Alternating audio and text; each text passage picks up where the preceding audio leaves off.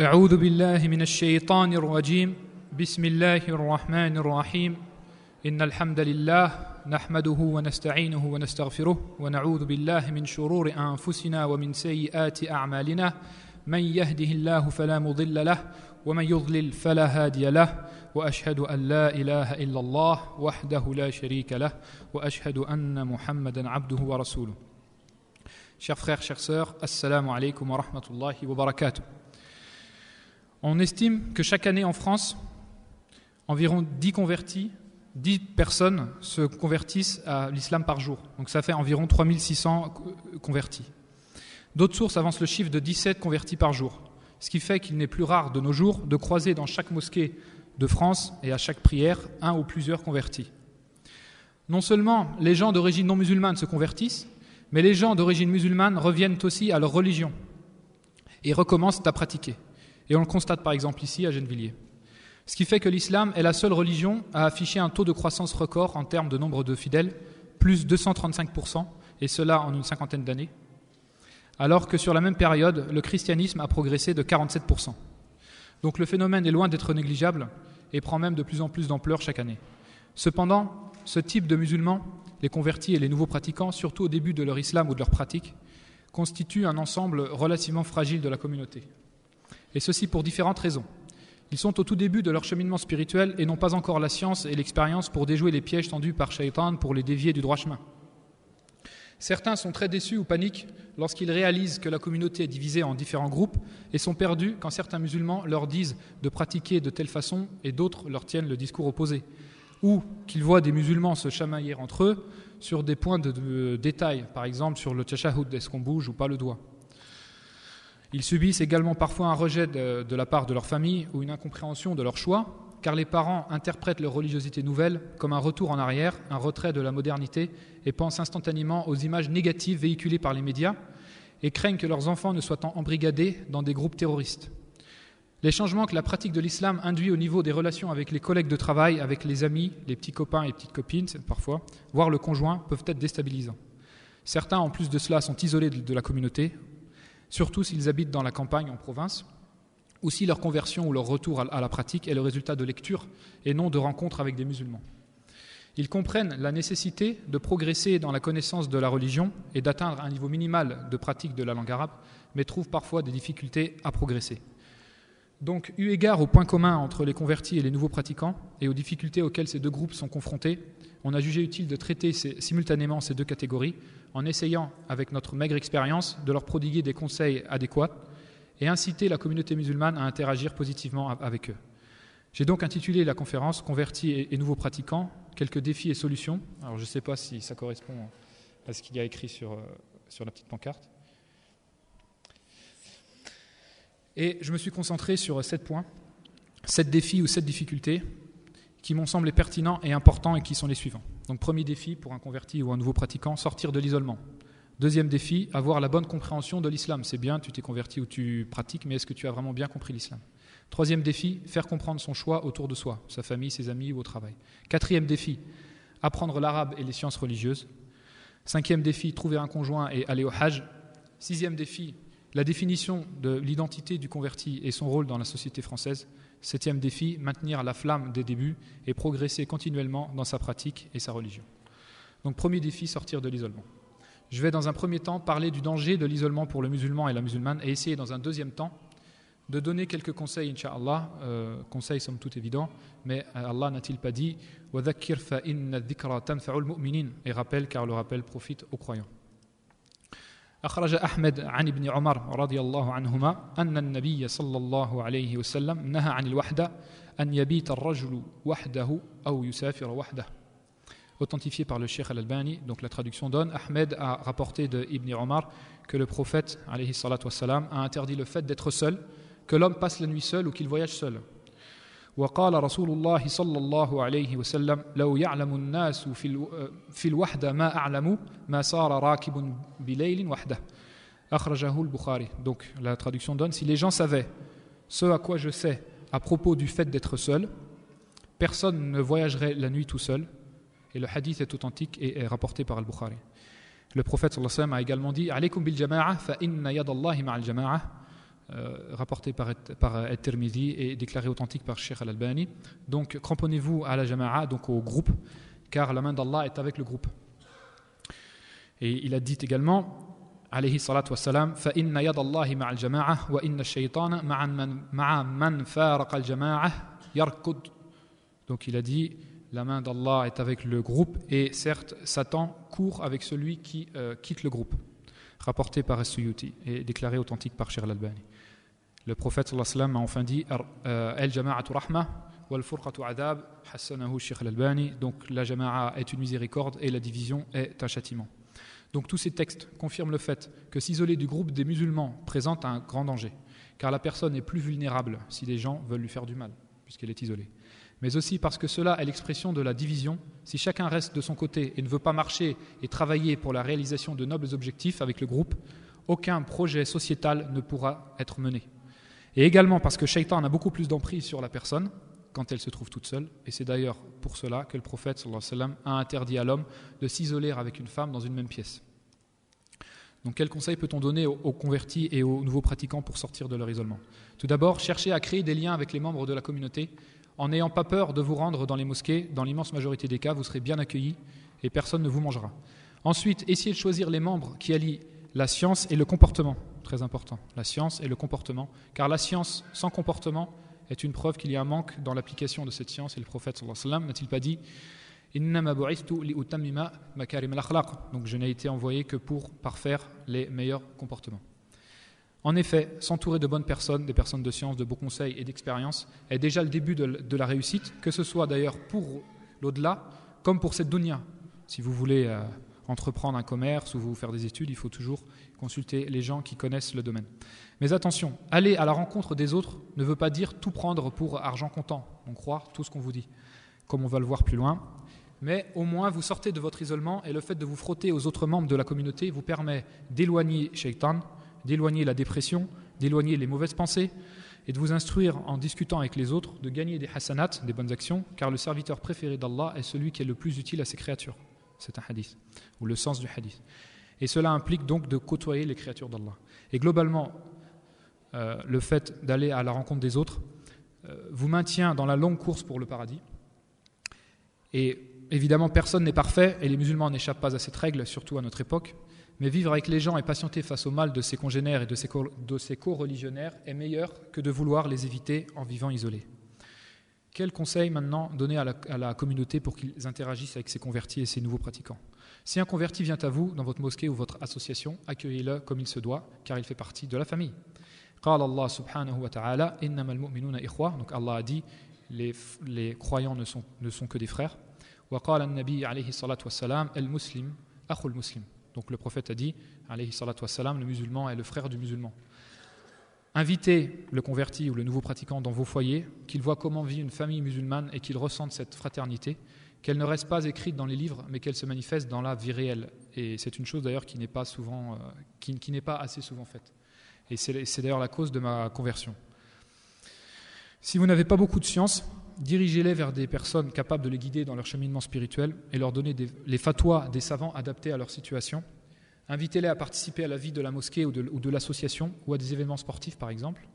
Et s'ils disparaissent de la circulation, prenez de leurs nouvelles et au besoin, visitez-les.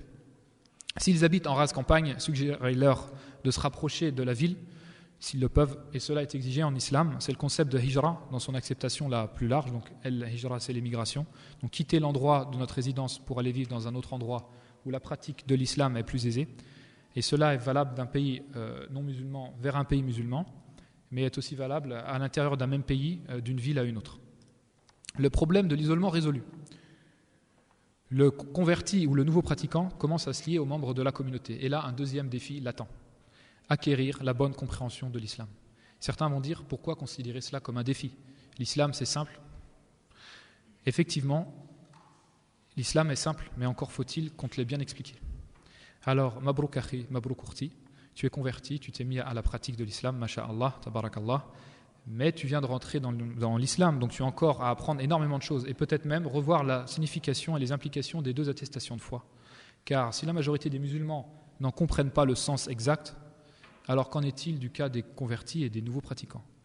En plus, certains convertis ou nouveaux pratiquants, parce qu'ils font partie d'une certaine élite sociale ou intellectuelle, ont la prétention de savoir mieux que les autres, ce qui est un facteur qui les amène à entrer dans certaines sectes qui se croient supérieurs au commun des mortels des musulmans et qui croient avoir compris ce que les autres n'ont pas compris. Et il y a également quelque chose d'autre qui vient compliquer ce défi de bien comprendre l'islam, le fait que le converti ou le nouveau pratiquant se trouve très vite confronté à la multiplicité des groupes chez les musulmans. Alors là, panique généralisée chez certains convertis et énorme déception. Ils ont cru trouver les musulmans pratiquants et presque sans défaut et découvrent que la rectitude morale de certains musulmans laisse plus qu'à désirer. Et en plus de cela, ils sont perdus face à des discours contradictoires, des querelles de clochers, ou il faudrait plutôt dire des querelles de mosquées, des attaques contre certaines personnalités de la communauté locale, et ne savent plus qui croire et avec qui marcher, voire même commencent à douter du bien fondé de leur conversion. Donc à ce stade-là, on va s'attaquer à deux questions essentielles pour relever le défi de l'acquisition de la bonne compréhension de l'islam. La première question est celle de la compréhension des deux attestations, et la deuxième question est celle épineuse de la division de la communauté en groupes et en sectes.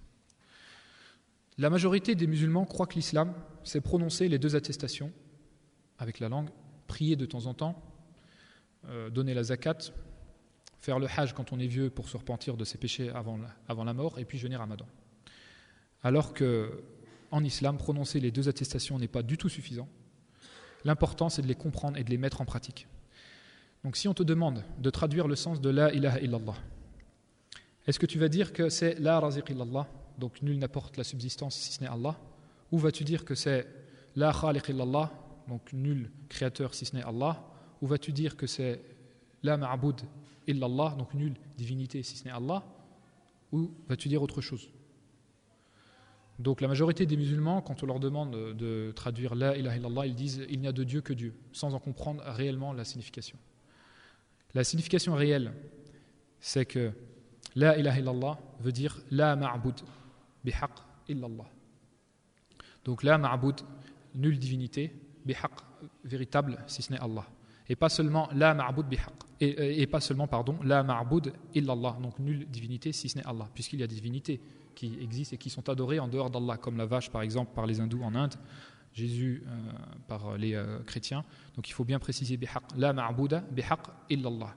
Parce que le sens du mot ilah, ce que les gens ne comprennent pas, el-ilah, bon c'est normal puisqu'on ne leur a pas forcément expliqué, el-ilah c'est el-ma'lou, donc c'est ismul fa'il bima'na al-maf'ul. Et ça veut dire el-ma'lou, et el-ma'lou c'est el-ma'boud, donc c'est ce qu'on adore. Et c'est pour ça que Quraysh n'avait pas voulu prononcer cette formule, la ilaha illallah, puisqu'ils en comprenaient parfaitement le sens. Alors qu'ils étaient d'accord sur le fait qu'il n'y a qu'un seul Dieu, dans le sens où il y a un Dieu plus grand que les autres et qu'il n'y a qu'un seul créateur à l'univers. Mais le point de dissension, c'est sur l'adoration. Donc ils ne voulaient pas adorer un seul Dieu. Et c'est ce qui différencie la communauté musulmane des autres communautés, comme les juifs et les chrétiens, c'est qu'ils croient tous en un seul créateur, mais le problème c'est qu'ils font du shirk, donc du polythéisme dans l'adoration, et ils adorent Jésus, Marie ou certains saints, puisqu'ils les invoquent en dehors d'Allah et ils leur obéissent en dehors d'Allah Azza wa Jal. Il y a une autre question que les gens ne se posent pas, c'est la question qu'implique ta reconnaissance que Mohammed est le messager d'Allah et son envoyé. Reconnaître que Mohammed est le messager d'Allah, c'est croire qu'Allah l'a envoyé pour que l'humanité le prenne comme modèle concret dans la vie de tous les jours. Son message, le Coran, puisque c'est un messager, donc il a un message, son message, le Coran, a une finalité éminemment pratique. Ce n'est pas juste prononcé avec la langue. C'est pour cela qu'il a expliqué dans la Sunna. Donc, le prophète sallallahu alayhi wa sallam, Allah lui a donné le Coran et il lui a donné la Sunna pour expliquer le Coran. Donc le Coran et la Sunna sont indissociables. Donc croire que Mohammed est l'envoyé d'Allah aux hommes et aux djinns réunis implique d'une part de croire en ce qu'il nous annonce des informations du passé et des informations du futur qui nous sont invisibles, donc les prophéties. C'est également lui obéir quand il nous ordonne de faire quelque chose.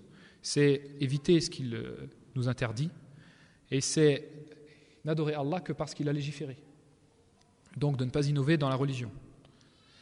Et cinquièmement, c'est également mettre sa parole au-dessus de la parole de n'importe quel autre être humain. Donc, en résumé, deux choses très importantes. L'islam, c'est le monothéisme pur, celui qui n'accepte pas l'adoration d'un autre qu'Allah, Et c'est le suivi de la tradition du prophète, de sa sunna.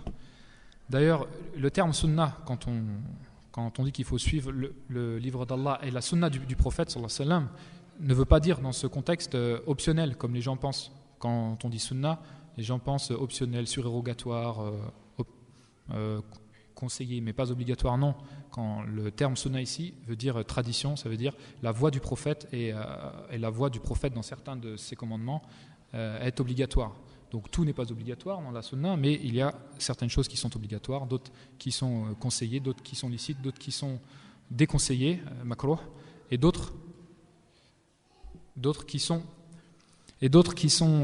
haram, interdits. Deuxième question. Comment gérer la question des groupes en islam ? C'est une réalité indéniable. La communauté musulmane est divisée en groupes et en sectes, comme le sont les communautés juives et chrétiennes, et c'est ce que le prophète Mohammed alayhi salatu wassalam a prophétisé en disant iftaraqat al-yahudu ala 71 firqa kulluha fi an-nar illa wahida وافترقت النصارى على 72 فرقة كلها في النار إلا واحدة وستفترق هذه الأمة على 73 فرقة كلها في النار إلا واحدة. Donc la traduction donne les juifs se sont divisés en 71 sectes toutes au feu sauf une, les chrétiens se sont divisés en 72 sectes toutes au feu sauf une, et cette communauté se divisera en 73 sectes toutes au feu sauf une. Donc si l'on comprend le hadith selon son sens apparent, tous ceux qui ne font pas partie de ce groupe iront éternellement en enfer, puisque le prophète dit kulluha finnar illa wahida, donc ils sont tous au feu sauf une. En fait, non. Cette division n'implique pas que ces 72 groupes iront éternellement dans le feu, car ils font tout de même partie de la communauté musulmane, puisque le prophète a dit hadil umma, donc cette communauté, donc la communauté musulmane. Mais cette division implique qu'ils les rend sous la menace du châtiment d'Allah et de l'entrée dans le feu. Et ils pourraient y passer un temps, mais cela ne dure pas l'éternité, et le temps qu'ils y passent est fonction de leur écartement du chemin tracé par Allah et son messager. Donc, je comprends la déception de certains, mais il faut être réaliste. L'islam s'est étendu en moins d'un siècle de la Chine jusqu'à l'Espagne. Des peuples entiers ont embrassé l'islam avec des langues différentes, des religions différentes, des cultures différentes et des histoires différentes. Donc tout cela a pesé de tout son poids dans la compréhension de l'islam de ces peuples. Sans compter que certains textes du Coran et de la Sunna peuvent prêter à interprétation. Allah même en parle au début de la sourate 3, le verset 7, et on va y revenir. Donc ça aurait été le contraire qui aurait été étonnant, que les musulmans restent tous unis sur une même aqidah, sur un même credo, et qu'il n'y ait qu'une seule compréhension, la bonne de l'islam. Et il ne faut pas sombrer par contre dans le pessimisme, car le prophète alayhi salatu wassalam nous annonce dans plusieurs hadiths que ce groupe qui entrera directement au paradis sera de tout temps victorieux, puisqu'il dit la tazalu ta'ifatun min ummati 'ala al-haqqi zahirin la yadurruhum man khadhalahum wala man khalafahum hatta taqum as-sa'a. Donc une partie de ma communauté ne cessera de rendre la vérité manifeste, ni ceux qui les auront délaissés ni ceux qui divergeront avec eux ne pourront leur nuire jusqu'à ce que l'heure survienne. L'imam Ahmed ibn Hanbal a dit: si ce n'est pas des gens du hadith qu'il s'agit, je ne vois pas de qui il peut s'agir alors. Mais quel est ce groupe et comment le reconnaître? Le prophète sallallahu alayhi wa sallam donne la réponse dans le même hadith, le hadith des 73 sectes, où il répond à la question posée par les compagnons. قالوا يا رسول الله من الفرقة الناجية؟ قال هي الجماعة يد الله على الجماعة وفي رواية قال من كان على مثل ما أنا عليه اليوم وأصحابي. Donc les compagnons lui ont posé la question: ô messager d'Allah, quel est ce groupe sauvé? Il a répondu: c'est la communauté, ou c'est le groupe. La main d'Allah est avec le groupe, ou est au-dessus du groupe ici. Et dans une autre version, il dit: ceux qui sont comme ce sur quoi je suis moi aujourd'hui et mes compagnons. Donc ça veut dire sur la voie tracée par le prophète sallallahu alayhi wa sallam et la voie tracée par ses compagnons. Et dans un autre hadith, notre prophète bien-aimé nous donne la méthodologie pour ne pas s'égarer dans les différents groupes, puisqu'il dit: inni tarikun fikum ma in tamassaktum bihima lan tadillu kitab Allah wa sunnati.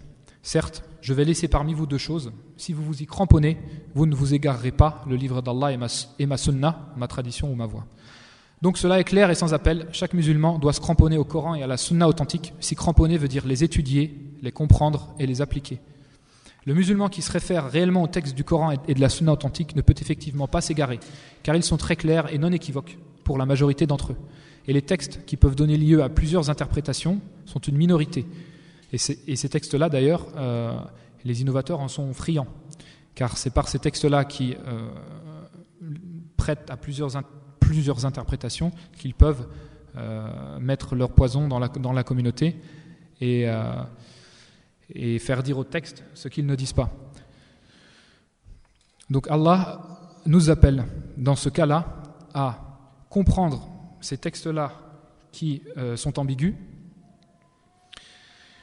en les éclairant par les textes qui sont clairs et nets et qui ne sont pas ambigus. Quand un texte est ambigu, par exemple, il y a une interprétation qui peut contredire le sens d'autres textes qui sont clairs, et une autre interprétation qui confirme ce sens-là. Donc qu'est-ce qu'on va choisir ? On va évidemment choisir le sens qui est confirmé par les textes clairs et nets. Donc je vais citer le verset 7 de la sourate Al-Imran, où Allah dit « Huwa alladhi anzala alayka al-kitab minhu ayatun muhkamatun hunna ummul kitab wa ukharu mutashabihat فأما الذين في قلوبهم زيغ فيتبعون ما تشابه منه ابتغاء الفتنة وابتغاء تأويله وما يعلم تأويله إلا الله والراسخون في العلم يقولون آمنا به كل من عند ربنا وما يذكر إلا أولو الألباب. » Donc la traduction, c'est lui qui a fait descendre sur toi le livre. Il s'y trouve des versets sans ambiguïté qui sont la base du livre, donc la majorité du livre, et d'autres versets sujets à diverses interprétations. Les gens donc qui ont de la perversion dans le cœur suivent les versets équivoques, alors que nul n'en connaît l'interprétation à part Dieu. Mais ceux qui sont bien enracinés dans la science disent « Nous y croyons, tout vient de notre Seigneur, mais seuls les doués d'intelligence s'en souviennent. » Donc, pour récapituler et donner des pistes aux convertis et aux nouveaux pratiquants pour relever ce défi de la bonne compréhension de l'islam, premièrement, ne pas paniquer. Tout comme la vérité vous est apparue au sujet de l'islam, elle vous apparaîtra sur le meilleur chemin à suivre au sein même de l'islam. Il faut juste chercher la vérité avec sincérité, en demandant l'aide à celui qui nous a créés, et a permis, dans sa sagesse infinie, que ces divisions apparaissent dans la communauté. Et pour quelles raisons ? Pour distinguer les croyants entre eux. On peut par exemple invoquer, dans les termes mêmes qu'il a utilisés après le verset précédent, « Rabbana la tuzigh qulubana ba'da idh hadaytana wa hab lana min ladunka rahma innaka antal wahhab » Seigneur, ne fais pas dévier nos cœurs après nous avoir guidés et accorde-nous ta miséricorde, c'est toi, certes, qui accorde tout. Deuxième conseil, dans cette recherche de la vérité, on ne peut faire l'économie de la lecture, qui est une phase indispensable pour connaître Allah, connaître Dieu, connaître son prophète et connaître sa religion. Donc, je vous conseille notamment de lire quotidiennement, avec méditation, le Coran. Et je conseillerais la traduction de Cheikh Bourema Abdou Daouda aux éditions Darussalam. Non pas qu'elle soit exempte de fautes, mais elle a l'avantage d'avoir l'explication des versets un petit peu ambigus en bas de page, avec des hadiths authentiques. Donc ça donne l'opportunité à la personne qui ne connaît pas forcément l'islam et aux convertis d'apprendre à la fois du Coran et de la sunna authentique. Deuxièmement, de se procurer un ou plusieurs livres sur le monothéisme islamique. Alors là, c'est un domaine où il y a énormément de livres. Moi, personnellement, j'ai énormément apprécié le livre de Abu Amina Bilal Phillips intitulé « Le monothéisme islamique » parce qu'il s'adresse aux Occidentaux avec un esprit occidental, étant donné que lui-même vit en Occident et est converti. Il y a aussi le livre « Leçons sur le monothéisme » de Cheikh Abdul Wahhab al-Wassabi. Il y a aussi l'explication du livre de l'unicité de Salah al-Esher, qui est traduit en français. Troisièmement, lire la vie du prophète sallallahu alayhi wa sallam. Donc là, le livre archi connu, le Nectar cacheté, et le livre de Cheikh Abou Bakr Jabir al-Jazairi, Mon prophète bien-aimé. Et là, je peux vous garantir que beaucoup de choses s'éclairciront dans l'esprit des convertis. Moi, ça a été le cas. Je me suis rendu compte, après avoir lu la biographie du prophète, que l'islam d'aujourd'hui était vraiment différent de l'islam des origines. Et que le prophète et ses compagnons étaient loin d'être des rigolos. Et que l'islam, c'est une religion qui demande un investissement très important. Quatrièmement, lire les recueils de hadiths authentiques avec leurs explications, comme Riyad al-Salihin, le jardin des vertueux, Boulour al-Maram, etc. Et là, j'incite à lire les recueils qui contiennent une explication en français, puisqu'il y a certains hadiths qui peuvent poser problème dans leur compréhension. Troisième conseil, bien se mettre en tête que les musulmans ne sont pas parfaits. Donc ce conseil-là concerne la division de la communauté, comment y faire face. Bien se mettre en tête donc que les musulmans ne sont pas parfaits. Et essayer de s'entreconseiller de la bonne manière, plutôt que de se déchirer et se critiquer sans cesse. S'entreconseiller à revenir au Coran et à la tradition authentique en cas de différend. Ne pas adopter de comportement sectaire qui exclut et isole, comme ne pas passer le salam par exemple, et se croire supérieur aux autres, mais de rester tous des frères sans être naïfs sur les différences qui peuvent exister entre les groupes et les individus. Cheikh Al-Albani voyait que notre époque différait de celle des salaf salih dans le comportement à avoir avec les innovateurs, puisque à l'époque des salaf salih, donc des pieux prédécesseurs, les gens de la sunna étaient la majorité. Donc comment est-ce qu'ils traitaient une personne qui avait des shubhat, qui avait des ambiguïtés ou qui appartenait à un groupe déviant? Ils lui faisaient ce qu'on appelle le hajr, ça veut dire ils lui passaient pas le salam et ils évitaient d'avoir des transactions avec lui. Pourquoi? Parce que ça incitait cette personne-là à revenir vers le groupe majoritaire, puisqu'il était minoritaire et que personne ne peut fondamentalement vivre dans la solitude. Alors que de nos jours, c'est plutôt l'inverse. Ahl Sunnah sont plutôt minoritaires et Ahl Bid'ah sont majoritaires. Donc si tu pratiques le hajr, si tu te comportes durement et tu évites toute transaction avec quelqu'un qui a des ambiguïtés dans sa foi ou qui marche avec des groupes un petit peu sectaires, évidemment tu ne vas pas l'aider puisque tu vas le conforter dans sa démarche et il va se diriger encore plus vers les personnes qui se comportent bien avec lui, à savoir son groupe. D'ailleurs moi-même je suis passé par différents groupes dans ma première année d'islam et si les frères de la sunna m'avaient parlé durement et s'étaient mal comportés avec moi, je ne pense pas que je serais là aujourd'hui à vous parler. Donc yassiru wa la tu'assiru, comme le prophète dit sallallahu alayhi wa sallam, wa bashiru wa la tunaffiru, donc facilitez et ne rendez pas les choses difficiles et annoncez la bonne nouvelle et ne faites pas fuir. Quel conseil donner à la communauté pour aider le converti et le nouveau pratiquant à avoir la bonne compréhension? Premièrement, les diriger vers les personnes de science. Alors, on en revient évidemment toujours plus ou moins au même conseil. C'est fondamental. Les diriger vers les personnes de science, conformément au verset « Fas'alu ahla dhikri in kuntum la ta'lamun » donc demandez aux gens du rappel, c'est-à-dire aux gens du Coran, aux gens de la science, aux savants, si vous ne savez pas. Deuxièmement, ne pas chercher à leur donner à ce stade précoce de la pratique d'un coup tout un corpus d'obligations, mais travailler avec eux à réformer et développer leurs croyances dans un premier temps. En affaire la fatwa de Cheikh Ibn al-Uthaymin, où on lui pose la question suivante. Doit-on commencer tout de suite à apprendre aux nouveaux convertis des dispositions secondaires, telles que celles concernant la barbe et la longueur des vêtements et d'autres?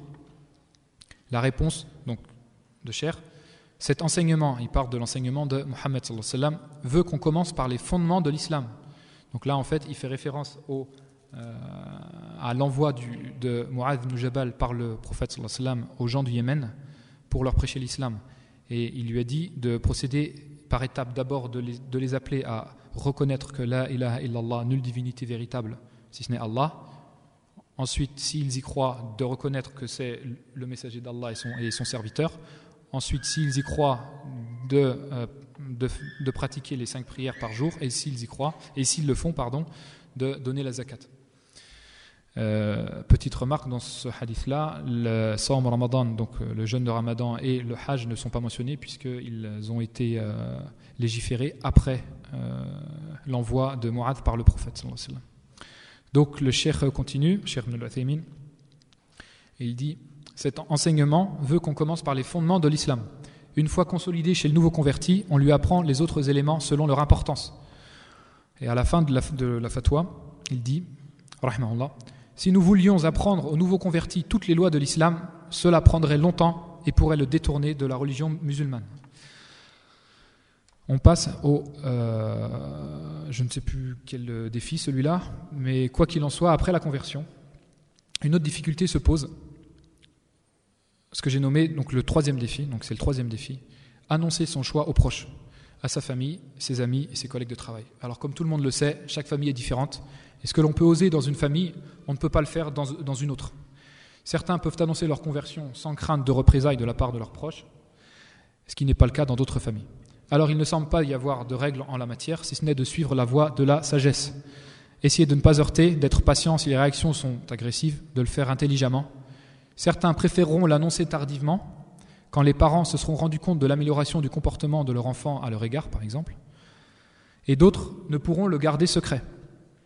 D'autres devront le garder secret, sous peine de se faire tuer, comme par exemple les hindous, quand ils se convertissent en Inde, c'est pas la joie. Ou les Coptes en Égypte également, énormément de Coptes cachent leur islam ou émigrent dans un autre pays. Voire même certains hauts gradé entre guillemets de la hiérarchie du Vatican à Rome. Également dans le cas de la recherche de travail, Cheikh Ibn al-Uthaymin avait répondu à un Allemand converti qui lui disait que le gouvernement ne l'embaucherait pas au poste de prof qu'il briguait s'il déclarait son islam. Donc Cheikh lui répondit que l'intéressé n'est pas tenu de les informer de sa conversion et qu'il peut pratiquer secrètement sa religion s'il a peur. Donc le principal dans tout cela est de rassurer les parents que vous n'êtes pas devenus fous, que vous n'avez pas de problème psychologique.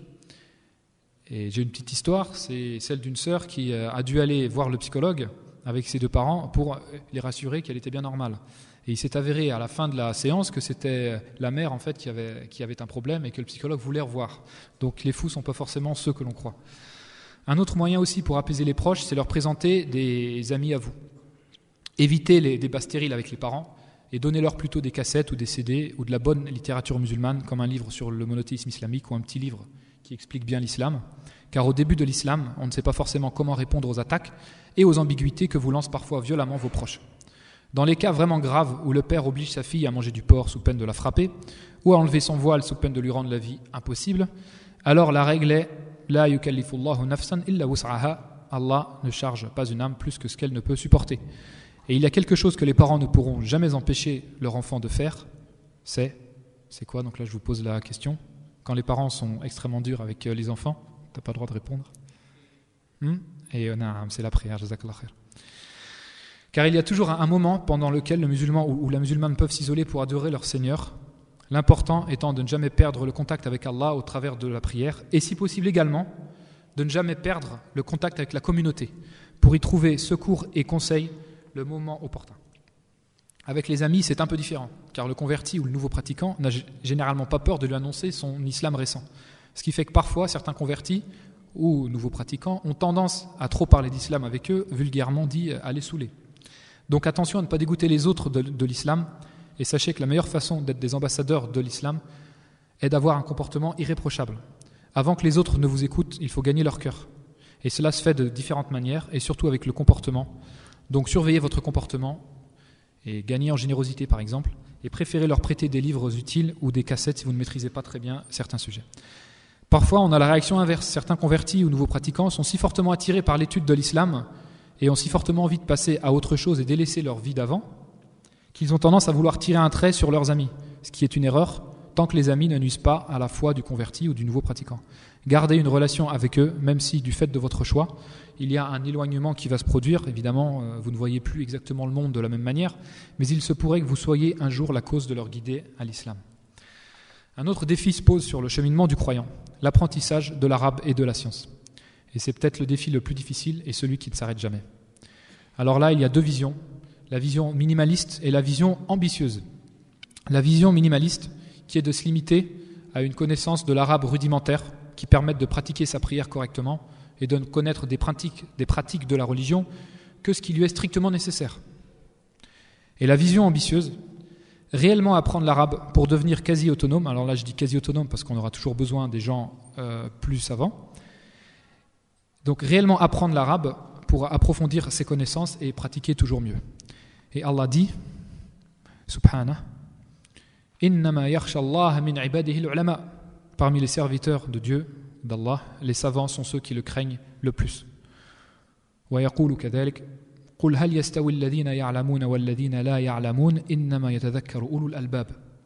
Dit, sont-ils égaux ceux qui savent et ceux qui ne savent pas? Seuls les doués d'intelligence se rappellent.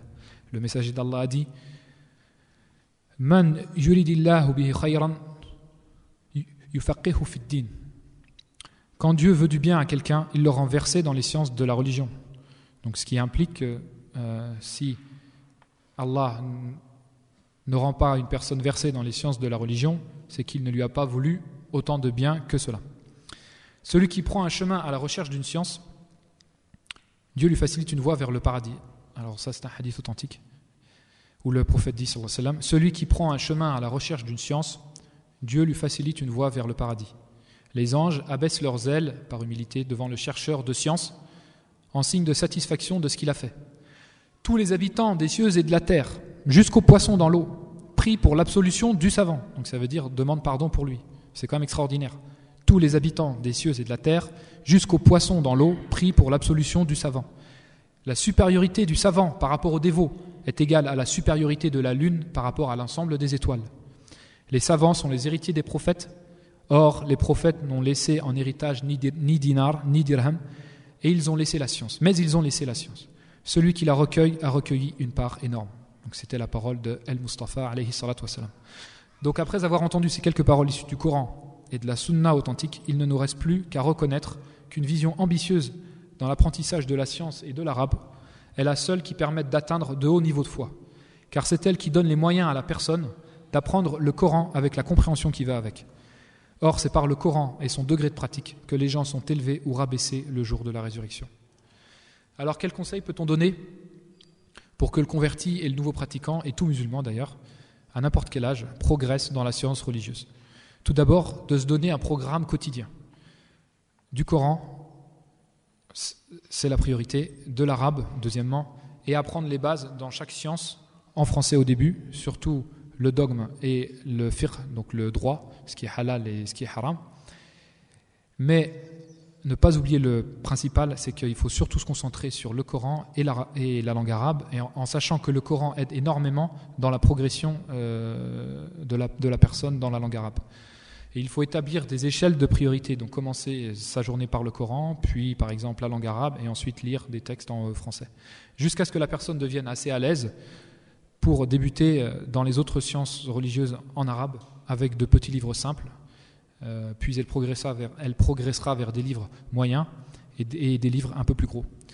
Deuxièmement, si la personne peut prendre une année sabbatique après l'obtention d'un diplôme, par exemple, ou dans le cadre de son travail, ou se réserver les vacances d'été pour partir dans un pays où Allah lui ouvre les portes de l'apprentissage, alors c'est une opportunité de progression très intéressante. Mais là encore, il n'y a pas de règle absolue.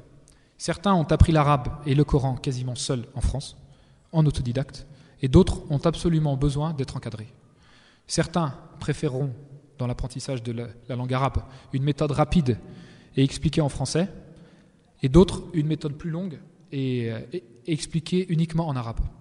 De toute façon, à chacun d'organiser son programme en fonction de ses capacités intellectuelles, de ses préférences et de sa disponibilité, mais toujours garder la volonté de progresser et ne jamais désespérer.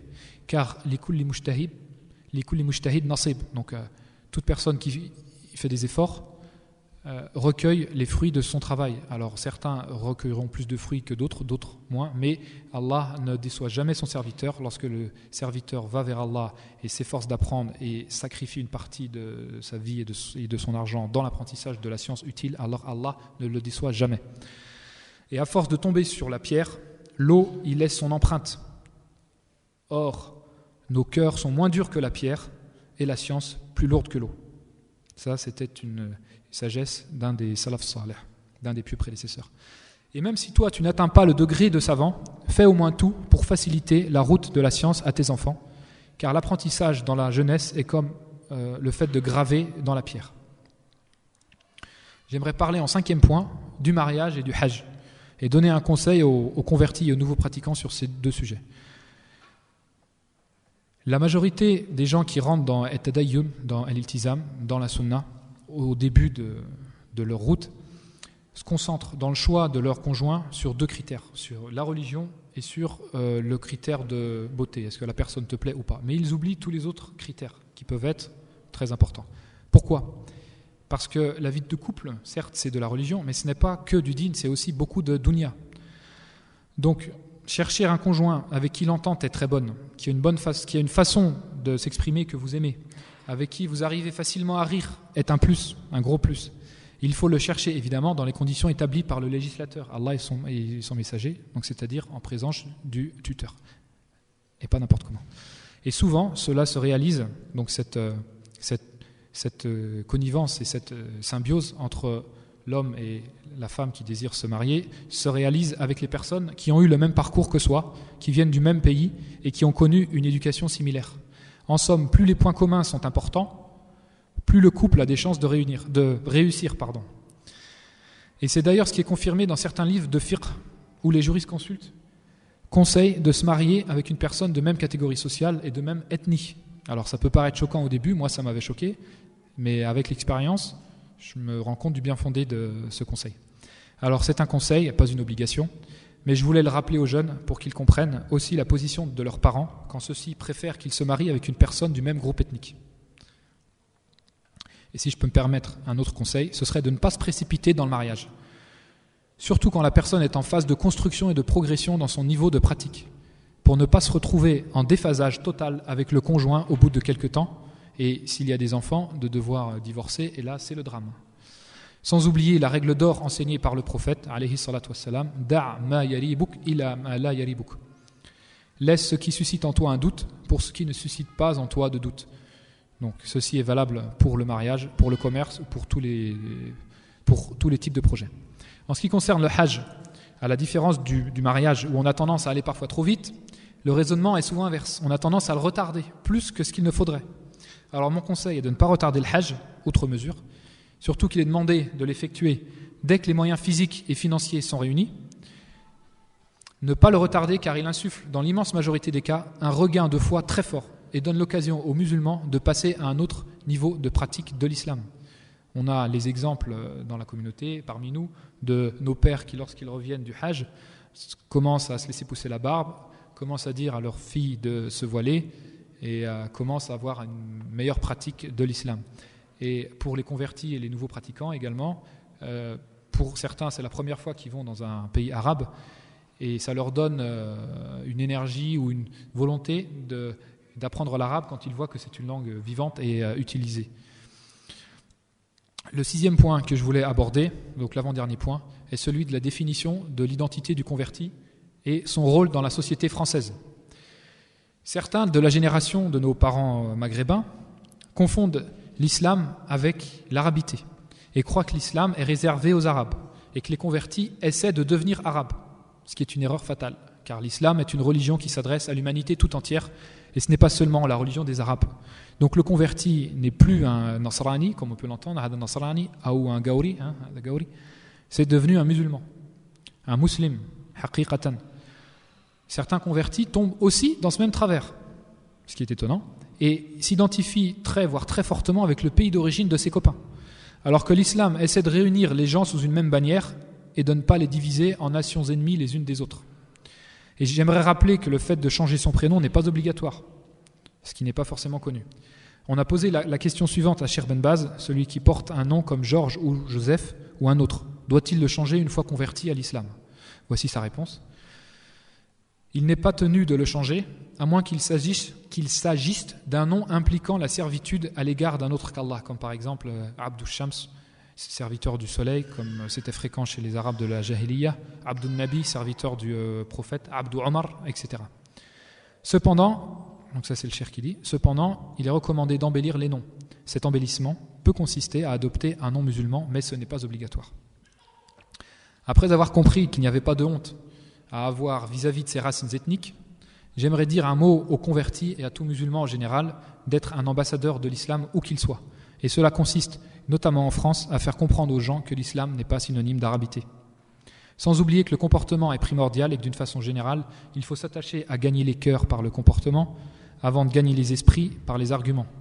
Allah ne dit-il pas au prophète, alayhi salatu wassalam, فَبِمَا رَحْمَةٍ مِّنَ اللَّهِ لِنْتَ لَهُمْ وَلَوْ كُنْتَ فَظًّا غَلِيظَ الْقَلْبِ لَانْفَضُّوا مِنْ حَوْلِكَ.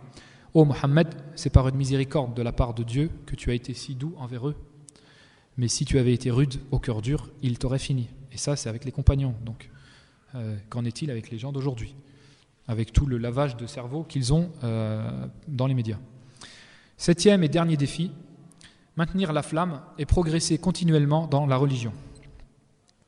Ceci requiert de rester le plus possible au contact du livre d'Allah et de la sunna du prophète, alayhi salatu wassalam, de s'entourer de gens de bien, de se donner un emploi du temps pour occuper son âme par les bonnes actions, de donner à chaque chose son droit, donc de donner à son cœur son droit, donc par la lecture du Coran, à son corps, par exemple, en faisant du sport, à ses parents en les visitant et en les servant, à son conjoint de différentes manières, à ses enfants, à ses frères et sœurs dans la religion, à ses amis, et de se donner des objectifs dans tous ses projets, car il a été prouvé en psychologie que ceux qui se donnaient des objectifs et qui les écrivaient réussissaient toujours à atteindre quelque chose, au moins une grosse partie de ses objectifs, alors que ceux qui ne s'en donnent jamais, dans la majorité des cas, n'arrivent jamais à rien.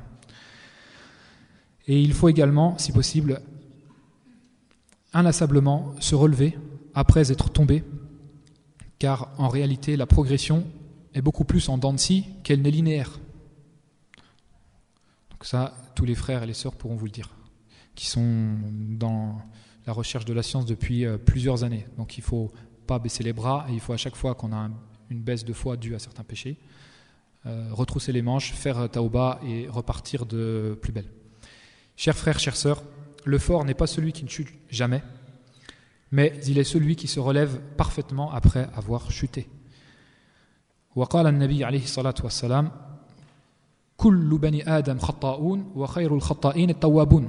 Donc tous les fils d'Adam commettent des erreurs, et les meilleurs d'entre eux, donc de ceux qui commettent les erreurs, sont ceux qui se repentent. Alors il faut positiver ces échecs, car l'échec est quelque chose de positif si on en tire les bons enseignements. Et comme le prophète le dit, sallallahu alayhi wa sallam, la yuldaru al-mu'minu min juhri marratayn. Donc le croyant ne se fait pas piquer 2 fois par le même trou. Donc normalement, on doit réfléchir sur tout ce qui se passe dans notre vie quotidienne et sur les causes qui nous ont amenés à échouer dans telle ou telle relation, dans tel ou tel commerce, dans tous les domaines de la vie. Et il faut méditer sur le Coran et aussi sur ce qui se passe dans nos propres vies, et on ne le fait, je trouve, pas assez. Donc après être tombé, le pécheur se relève et sollicite l'assistance de son maître, Allah, pour se débarrasser de ses péchés. Allah dit « Inna Allah yuhibbu at-tawwabin wa yuhibbu al-mutatahhirin » Allah aime ceux qui se repentent et il aime ceux qui se purifient. Wa jazakumullahu khayran li husni istima'ikum wa barakallahu fikum wa ja'alana Allah min sufara al-islam haythuma kunna wa adkhalana Allah al-jannah jannat al-firdaus wa waffaqakumullah wa waffaqani Allah li kulli ma yuhibbu wa yarda. Wassalamu alaykum wa rahmatullahi wa barakatuh. Wa yakum.